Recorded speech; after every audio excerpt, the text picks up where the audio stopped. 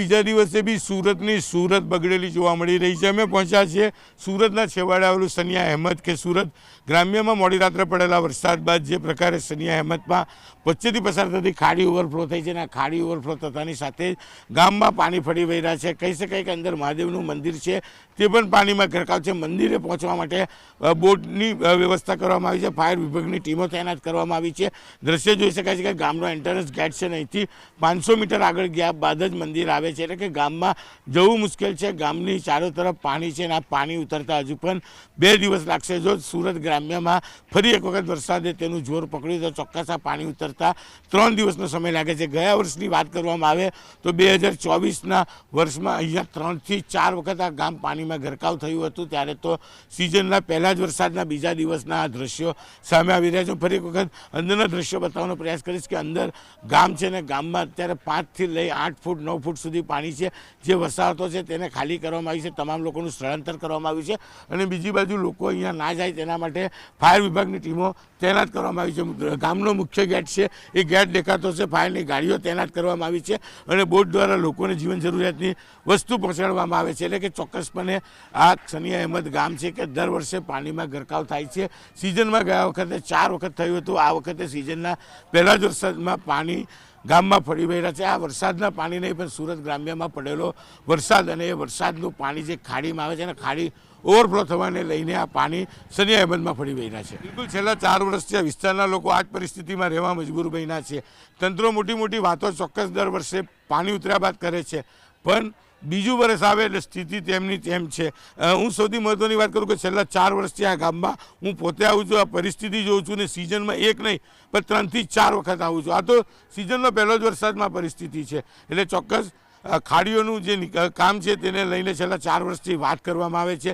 2 ખાડીમાંથી 1 ખાડી કરવામાં આવી છે અને તાપી શુદ્ધિકરણ પ્રોજેક્ટને લઈને આ ખાડીને પહોળી કરવાની વાત હતી, તેનું કહી શકાય તેનું શુદ્ધિકરણની વાત હતી, તેને ઊંડી કરવાની વાત હતી। તેના જે ખાડી હતી ત્યાં આઉટર રિંગ રોડ બનાવવામાં આવ્યો, એટલે કે 2 ખાડી મર્જ થાય છે, એટલે કે જ્યારે સિટીનું પાણી ઉતરશે ત્યારે જ આ પાણી ઉતરશે। પણ અત્યારે તો સુરત ગ્રામ્યમાં પડેલા વરસાદનું પાણી સતત 2 ખાડીમાં આવે છે અને 2 ખાડીમાંથી 1 ખાડી જ્યારે કરવામાં આવી છે તેને લઈને આ નજારો જોવા મળે છે। પછી આ સનિયા અહેમદ હોય, કુંભારિયા હોય કે કડોદરાથી સુરત આવતો કોસ્ટલ હાઈવે હોય, ગોળાદરા હોય, મગોબ હોય, લીંબાદ હોય, તમામ વિસ્તારોમાં આ જ પ્રકારના દ્રશ્ય દર વર્ષે જોવામાં આવે છે। વરસાદી પાણીના નિકાલની સમસ્યાનો ઇસ્યુ તો હતો જ, પણ ખાડીની જે સમસ્યા છે તેને લઈને છેલ્લા 3 વર્ષથી મહાનગરપાલિકા મોટી વાતો કરે છે, પણ વાતો માત્ર કાગળ ઉપર છે। એ આ દ્રશ્ય જ બતાવી જાય છે કે ખાલી તાપી શુદ્ધિકરણની વાત હોય, ખાડીની વાત હોય તે કાગળ ઉપર કરવામાં આવે છે અને આ વિસ્તારના લોકો છેલ્લા કેટલાક વર્ષોથી આ જ પ્રકારની પરિસ્થિતિમાં રહે છે।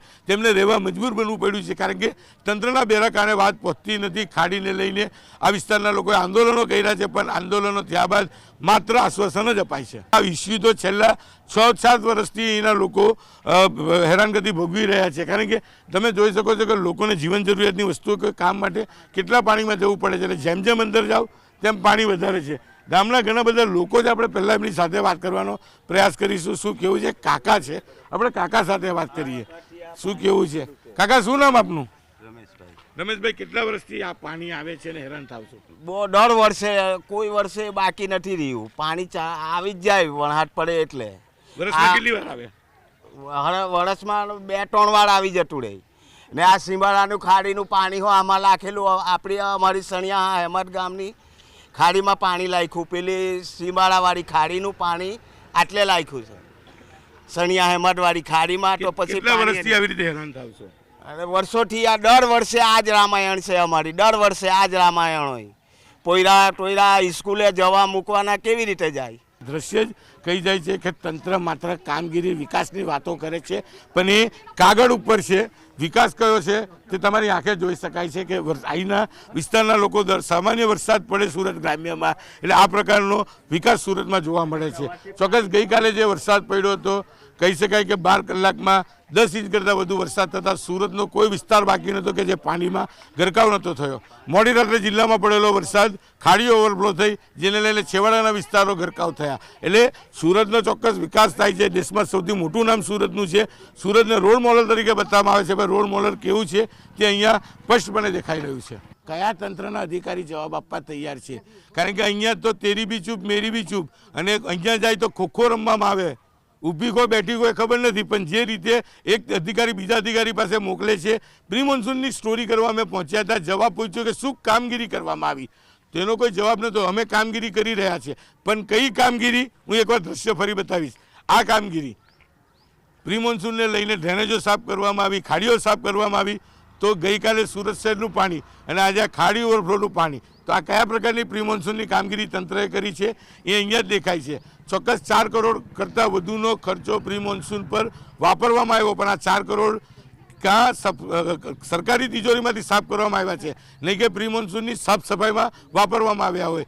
જો કે જે પ્રકારના દ્રશ્યો છે, ચોક્કસ સુરતના દરેક વિસ્તારમાં આ જ પ્રકારના દ્રશ્ય જોવા મળે છે. એટલે વિકાસ થયો છે લોકોનો કે અધિકારીનો એ સમજવું લોકોએ રહેશે. કારણ કે જે સ્થિતિ છે ગઈકાલે શહેરની વિસ્તારની અને આજે છેવાડાના વિસ્તારની પાણી ભરાય છે, એના પરથી ખ્યાલ આવે કે પ્રી મોન્સૂનની કામગીરી કયા પ્રકારે કરી છે અને સુરત શહેરે વિકાસ કેવો કર્યો છે.